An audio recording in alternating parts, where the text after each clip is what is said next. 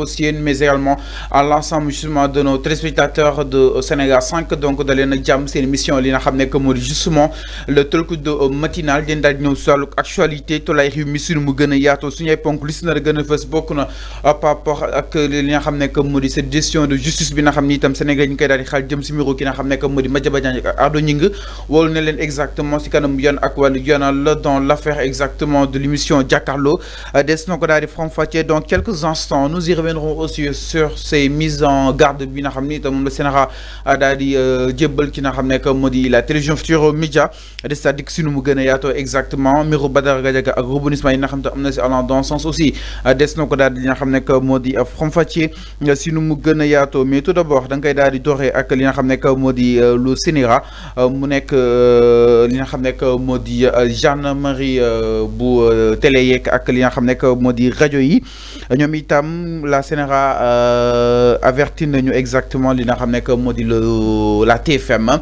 donc nag mu nekk conseil de régulation nationale de l'audiovisuel Sénégal mi ngi adressé exactement ce lundi 7 juillet 2025 une mise en demeure au groupe Futurs Médias suite à de graves manquements constatés dans l'émission Jakaarlo sur la TFM mu nekk benn décision bi nga xam ni itam yegsi na ginnaaw avertissement yi nga xam ni itam boobu ba tey avant ñu ko doon def sans effet ñoom nag mettre nañ en demeure exactement la télévision Futurs Médias donc dans un communiqué officiel le Sénégal mi ngi rappelé déjà le GFM ni ki le 26 mars dernier joxoon na ko ay avertissement par rapport ak ces dérives yi nga xam tam doon nañ ko observé dans l'émission Jakaarlo sur la TFM au cours dans laquelle un chroniqueur avait tenu des propos injurieux, grossiers et dévalorisants à l'encontre d'un invité en tout cas mu nekk ay termes yoo xam ni itam ñu koy daal di yëkkati foofu sur la TFM boora nag tey jii mise en demeure bi daal di ñëw contre la télévision Futurs Médias donc nag malgré cette observation formelle ainsi qu'une mise en garde générale publiée le 25 mars pour alerter sur la multiplication de propos haineux tenus par certains chroniqueurs à l'antenne Sénégal mi ngi constaté que les mêmes dérives se sont produites dans l'émission bu 4 juillet bi ñu daal di génn donc le régulateur considère que le GFM à travers la TFM persiste dans la violation de la réglementation qui encadre les services de communication audiovisuelle au Sénégal Sénégal mi ngi déplorer exactement boobu la émission waaye itam na nga xam ni itam noonu la fa daal di jokkalante ay kaddu yoo xam ni itam rafetul jëm seen wàllu ko doxali nag nekkin avant naka na daal di jàngatee par rapport ak aujourd'hui ce communiqué bu Sénégal jàpp ni TFM mi ngi daal di persister exactement si li mu nekk ma ni kon démb ni nga doon interpellé par rapport ak wàllu wu ni mel tey fa la Sénégal daal di génn avant naka ndaa ko jàngatee exactement ces mises en demeure contre la télévision Futurs Médias. Oui, d'abord, balaa may ñëw ci l'émission Jakaarlo je vais parler du CNRA parce que CNRA ils ont failli à leur mission. CNRA vraiment je ne sais pas si on va continuer de dire CNRA jusqu'à quand parce que il y a des réformes donc qui ont été donc diligentées pour mën a réformer CNRA yooyu CNRA boobu yóbbu ko ARC donc on se pose la question lan la ñuy xaar ci la faisabilité lan la ñuy xaar ci comment dire la réforme du CNRA yóbbu ko ci ARC bu ñu doon annoncé sénégalais yi parce que CNRA dama yaakaar ni CNRA dafa faillir à sa mission CNRA contrôlé wul dara. Ah bon? Non, bien sûr. Tu dis, oui, on a lancé une mise en demeure. Chaque jour, on voit ces arts de pratique dans des télévisions. Des chroniqueurs taillés sur mesure pour insulter des gens. Dans des télévisions, dans des plateaux télévisés. Micro, caméra, des chroniqueurs taillés sur mesure pour insulter le Premier ministre Ousmane Sonko, pour insulter le gouvernement. Et on nous dit que CNRA, mon ici. C'est quoi CNRA? CNRA, lan mooy CNRA. Donc c'est ça mon inquiétude c'est CNRA bi ngay wax ni le CNRA bi ngay wax ni est-ce que aujourd'hui CNRA boobu am na crédibilité am est-ce que bu waxee nit ñi dinañ ko déglu est-ce que CNRA transforme sa menace à l'acte? On dit oui, j'ai lancé une mise en demeure à la TFM au groupe GFM depuis quand? Et tout le monde sait que l'émission Jakaarlo c'est une émission de n'importe quoi. Ah bon? Émission n'importe quoi. man tey su ma nekkoon dëgg damay suspendre émission boobu parce que amul lu muy jàngale sénégalais yi soyons sérieux. On a recruté des chroniqueurs taillés sur mesure dans cette émission Jakaarlo. Mais le mot suspendre, Arfan, n'est pas de trop. Quand on sait il faut suspendre. C'est un débat et un débat pour ressortir exactement toute forme de conflit. Fallo. Au Sénégal, on est dans un pays de droit et de loi.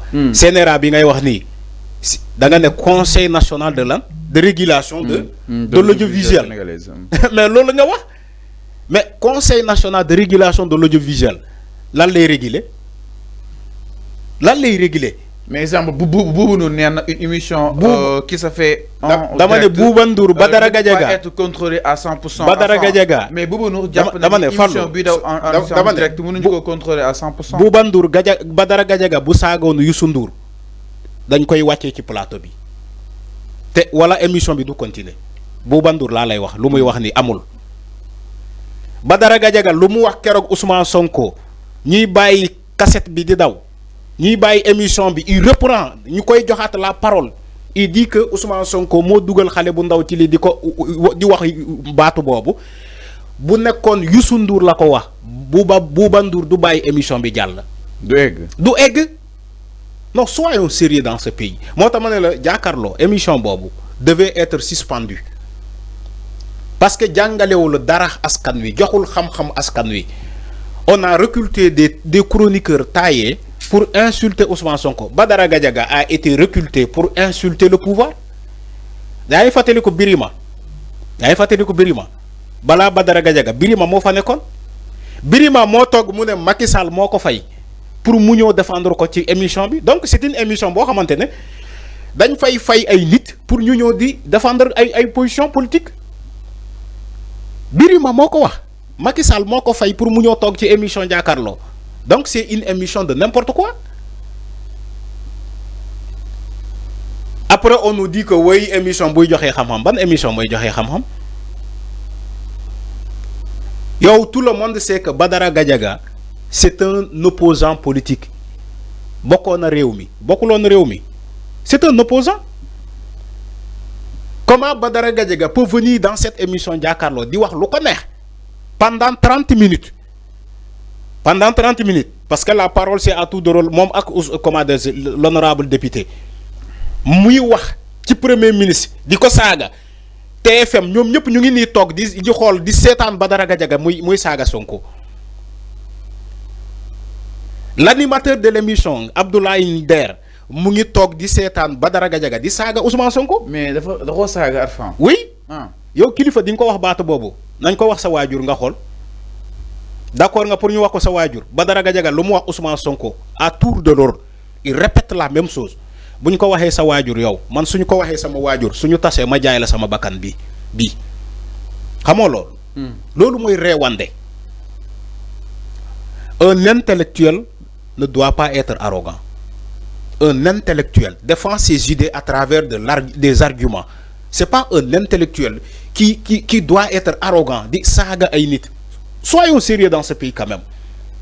On doit être sérieux, Fallo. Tu peux être chroniqueur, tu peux être n'importe quoi. Nga dem tog ci plateau de défendre tes idées. Mais pas insulter. Comment un Badara Gadiaga peut insulter le Premier ministre devant la TFM? On le laisse faire. Beaucoup de fois, 30 minutes, il continue de répéter les mêmes choses. Alors, mais enfin, Sénéra, da nga japp ni dafa yéx a génn. Mais dafa faillir à sa mission. Du yéx. Sénéra dafa faillir à sa mission. Le CNRA doit être dissous. Et la mise en demeure, quand on sait que ñu dafa interpréter juste les propos de Amadou Ba, ñu ne Amadou warul yëkkati ay kaddu que ni Adji Sarr loolu la Arfan dans un plateau en peut-être direct Arfan ñu jàpp ni dafa interpréter juste ces propos naka na ko daal di jàng. Fallou mise en demeure CNRA tapale dong la contre la TFM caaxaan la tapale la du aboutir fenn tapale la on sait comment ça se passe. Oui, CNRA envoyé na TFM mise en demeure fan lay aboutir du aboutir ou fenn tapale la caaxaan la. Le CNRA a failli à sa mission. Il mérite d'être dissous. Nañu tas CNRA. Amalu benn njëriñ sénégalais. CNRA amalul ken njëriñ nañ ko tas. Pourtant il y avait des réformes qui ont été annoncées ci CNRA ni que dañ koy tas andi arc xawma mais pourquoi ba légui ça tarde dans la faisabilité CNRA amul benn njëriñ ci sa askan wi amul benn njëriñ amuko. Mais enfin, un plateau qui se fait en direct peut-être. Oui. Ñaata émission lañu dag en direct. Il y a beaucoup de choses yo xamné ñaata émission ñoo aboutiru dañ ko dag en direct. Parce que ku ñu invité dafa ñëw di saga ñu waccé ko. Ñaata émission mën nga ko compter. Xewona 2STV di. Les télés les plus sérieuses. Boy dem di saga dañuy couper émission bi wala ñu waccé la yow. Xewona fi 2STV, xewona fenen ak fenen. TFM kese TFM muy recruter Badara Gadiaga, un chroniqueur taillé sur mesure pour insulter Ousmane Sonko chaque vendredi. Chaque vendredi, le gars il vient pour insulter Ousmane Sonko. TFM kese la am, TFM kese la am. Alors, TFM kese la am. Mota quand il me dit ouais CNRA néna dafa envoyer mise en demeure à la TFM, mané la tiaxana la. Lolu tiaxana la, c'est dit n'importe quoi. CNRA mu ngi fi depuis kañ? Ay ñaata chroniqueur ñoo fi nek di saga ay nit ba ci ñom ardo ñi ngi ni ay des gosses de rien du tout ñuy taxaw ci Facebook di woné sen arrogance ñom ardo ni ay boy yu tekkiwul dara. Alors mi non enfin par rapport à justement cette mise en demeure bu li nga xamné comme du contre la télévision Futurs Médias donc nak jall na donc nak ñi xaar exactement lan la ci TFM wala daal di wara mëna réagir par rapport ak walu bu ni mel alors ndax ñu